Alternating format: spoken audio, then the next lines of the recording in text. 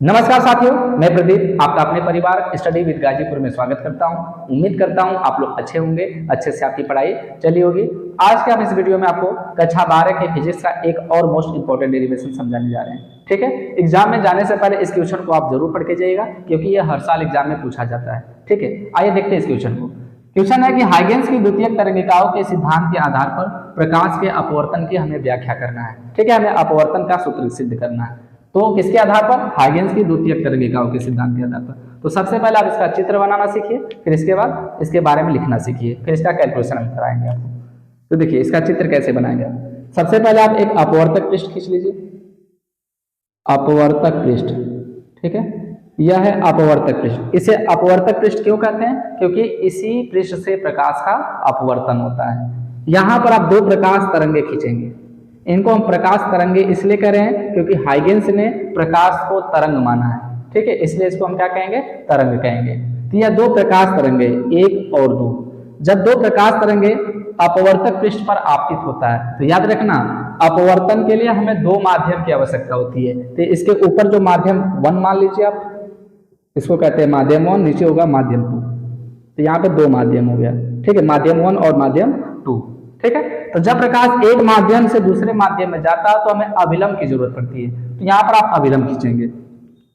ठीक, और यहाँ पर एक आपतित तरंगार खींच लीजिए आप पहले, क्योंकि ये प्रकाश आपतित हो रहा है और आपतित प्रकाश जब खींचा जाएगा इस पर, आपतित होगा इस पर, तो यहाँ पर एक तरंगार उत्पन्न होगा। उस तरंगार को हम कहेंगे आपतित तरंगार। ठीक है, तो इसका नाम दे देता हूं मैं ए बी।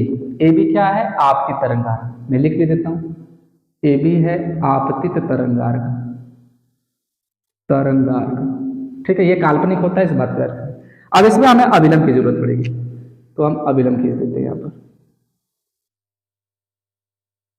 ठीक है, यहाँ पर अभिलंब खींच दिया गया। अब मान लेते हैं कि पहला माध्यम विरल है, दूसरा माध्यम सघन है। तो यह किस वेग से आ रहा है? तो मानेंगे यह v1 वेग से आ रहा है और यह अपवर्तित होगा तो v2 वेग से अपवर्तित हो जाएगा। इसको हम मानेंगे कि यह v2 वेग से अभिलंब की ओर झुक रहा है। तो यह अभिलंब की तरफ झुक जाता है। जब प्रकाश विरल से सघन में जाता है तो अभिलंब की ओर झुक जाता है। इस तरह अभिलंब की ओर झुक गया और यह किस वेग से आ रहा है? तो v2 वेग से आ रहा है। इस बात को याद रखेंगे हम। ठीक, अब जैसे आपने इस पर आपतित तरंगार खींचा, उसी तरह यहां से प्रकाश का अपवर्तन हो रहा है, इसलिए इसको हम क्या कहेंगे? अपवर्तित तरंगार। तो यहाँ पे आप अपवर्तित तरंगार खींच दीजिए। ठीक है, इसका नाम दे दीजिएगा ए बी हो गया, इसका नाम दे दीजिए सी, इसका नाम दे दीजिए डी। ठीक है, ए बी और यह सी डी हो जाएगा। और सी डी का है, यहाँ पे मैं लिख देता हूं अपवर्तित तरंगार्ग, अपवर्तित तरंगार।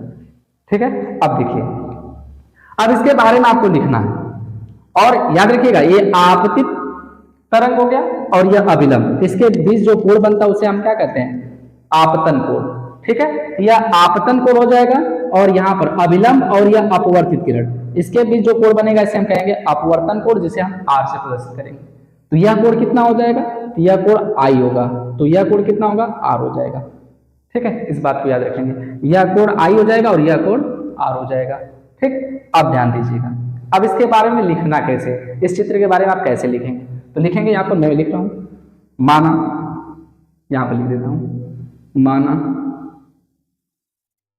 1 और 2 प्रकाश की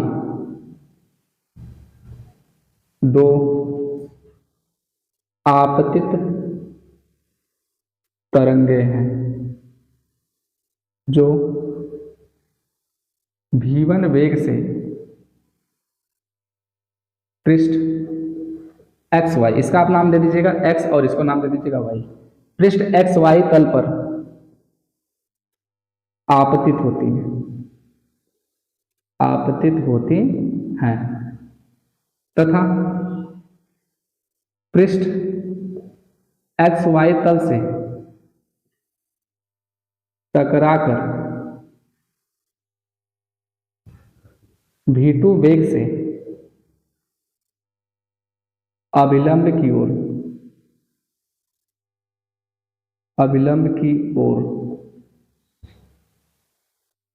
झुक जाती है।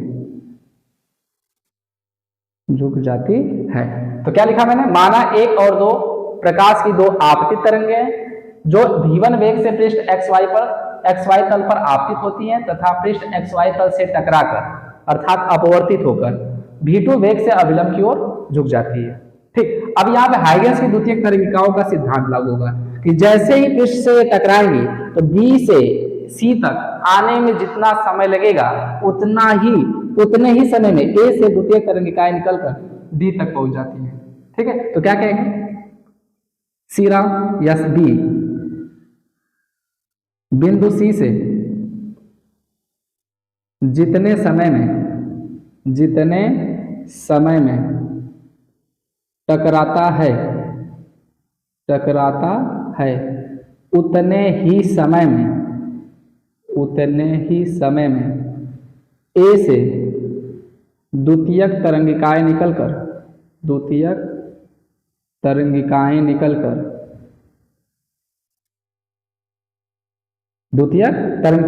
A से द्वितीयक तरंगिकाएं निकलकर कहां पहुंच जाती हैं, D तक निकलकर D तक पहुंच जाती हैं।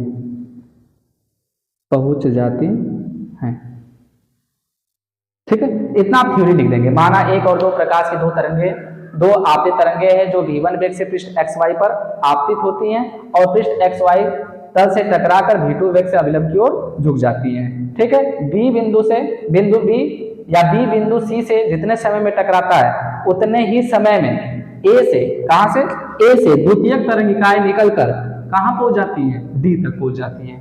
ठीक है, उतने ही समय में। ठीक, अब यहां पर हम लागू करेंगे।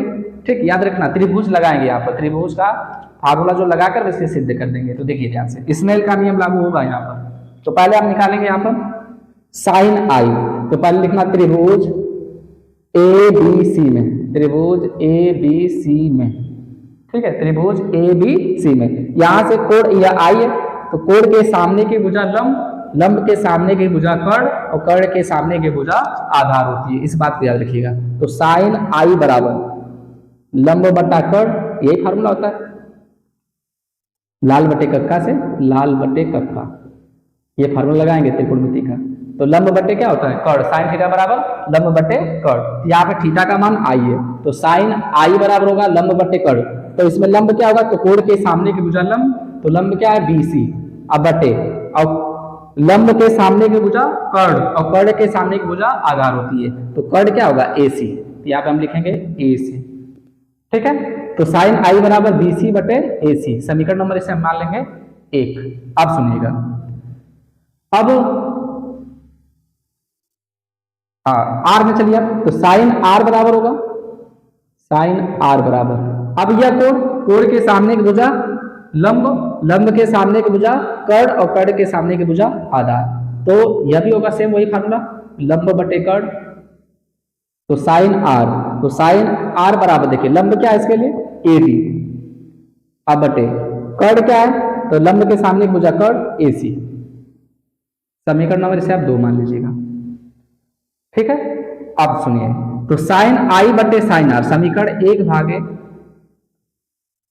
समीकरण 2, तो समीकरण 1 में समीकरण 2 से भाग कर लीजिए।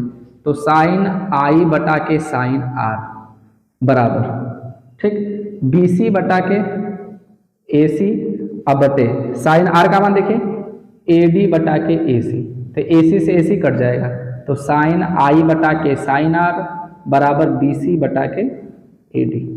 ठीक है, अब सुनिएगा BC क्या है, यार मैं क्या कर रहा हूं कि B को C तक आने में जितना समय लगता है उतना ही समय A को D में आने लगता है आने में। ठीक है, तो चाल बराबर होता है दूरी बटे समय, चाल बराबर दूरी बटे समय, तो दूरी बराबर, तो समय का इसमें गुणा कर लीजिए, तो दूरी बराबर हो जाएगा चाल गुणे समय।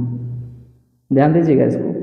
तो दूरी क्या है यहाँ पर BC बराबर किस चाल से आ रहा है, देखो ये v1 वेग से आ रहा है, तो यहाँ पे लिखेंगे चाल क्या होगा v1 कितने समय में, t समय में। ठीक है, इसे समीकरण नंबर 1 मान लीजिएगा, और सॉरी 1 माना, इसको रहने दीजिए। अब इसी तरह आप AD निकाल दीजिए, तो AD बराबर चाल गुणे समय ना, तो चाल कितना एक ही चाल से आ रहा है, तो v2, तो यहाँ पे लिखेंगे v2 गुणे समय कितना लग रहा है, तो उतने ही समय में AD तक उतने ही समय में आ रहा है जितना BC तक आ रहा है। ठीक है, तो बी सी तक आने में जितना समय लगता है ए से द्वितीयक तरंगिकाएं निकलकर डी तक पहुंच जाती हैं, तो यहाँ पर क्या लिखेंगे टी, तभी तो उतना ही समय होगा। तो यह दोनों वैल्यू को आप यहाँ पे भर दीजिए, बी सी के स्थान पर और ए डी के स्थान पर। तो साइन आई बटे के साइन आर बराबर बी सी का मान देखिए V1 गुणे टी, तो यहाँ पे लिखेंगे हम V1 गुणे टी, अब बटे ए डी का मान देखिए V2 गुणे टी, तो यहाँ पर रख दीजिए आप V2 गुणे टी, टी से टी कट जाएगा, तो क्या बचेगा यहाँ पर, देखिए लगा देता हूं, ठीक। तो साइन आई बटे साइन आर बराबर क्या आ जाएगा, साइन आई बटे के साइन आर बराबर V1 बटे V2, ठीक है। हमने फार्मूला पढ़ा है, अपवर्तनांक बराबर क्या होता है, निर्वात में प्रकाश की चाल अब बटे माध्यम में प्रकाश की चाल, यन क्या है अपवर्तनांक, तो अपवर्तनांक बराबर निर्वात में प्रकाश की चाल बटे माध्यम में प्रकाश की चाल, माध्यम में प्रकाश की चाल, ठीक है। तो निर्वात में प्रकाश की चाल को हमने क्या माना, n बराबर c बटे v, ये मेन फार्मूला हो गया। लेकिन हमें यहाँ पर इसका अपवर्तनांक n1 मान लेते हैं, इसका अपवर्तनांक n2 मान लेते हैं, तो n1 बराबर क्या हो जाएगा c बटा के v1, ठीक है। v1 को इधर पक्षांतर कर दीजिए, तो v1 बराबर हो जाएगा c बटा के n1। इसी प्रकार v2 बराबर क्या हो जाएगा c बटा के n2, और यह v1 v2 का मान आप इस समीकरण में रख दीजिए, इसे समीकरण नंबर आप 3 मान लीजिए, ठीक है। 1 मान लिया, 2 इसको 3, तो v1 और v2 का मान समीकरण 3 में रख दीजिए, तो यहाँ पे लिख दीजिएगा समीकरण 3 से, समीकरण 3 से। तो रखिए यहाँ पर साइन आई बटा के साइन आर बराबर v1 का मान देखिए c बटे n1, तो c बटा के n1 हो जाएगा, c बटा के n2 हो जाएगा, ठीक। तो c से या c कैंसिल हो जाएगा, तो साइन आई बटा के साइन आर बराबर, इसको पलट दीजिए ऊपर, तो n2 बटा के क्या हो जाएगा n1, या इसी को हम क्या लिख सकते हैं 1n2। तो साइन आई बटे साइन आर बराबर अपवर्तनांक है। यही स्नेल का नियम होता है कि आपतित किरण की आपतन कोण की ज्या, आपतन कोण की ज्या और अपवर्तन कोण की ज्या का अनुपात एक नियतांक होता है, जिसे हम क्या कहते हैं अपवर्तनांक कहते हैं। इस बात पे याद रखना। तो मैं यहाँ पे लिख देता हूँ साइन आई बटा के साइन आर बराबर 1n2, ठीक है। यही आपको प्रूव करना था। इस प्रकार हाइगेंस की द्वितीयक तरंगिकाओं के सिद्धांत के आधार पर अपवर्तन की व्याख्या हो जाएगी। इस तरह आप एग्जाम में कर दीजिएगा। उम्मीद करता हूँ कि ये क्वेश्चन आपको समझ में आ गया। ये वीडियो आपको कैसा लगा नीचे कमेंट करके आप जरूर बताइएगा, ठीक है। इसका भी एक स्क्रीनशॉट ले लीजिए।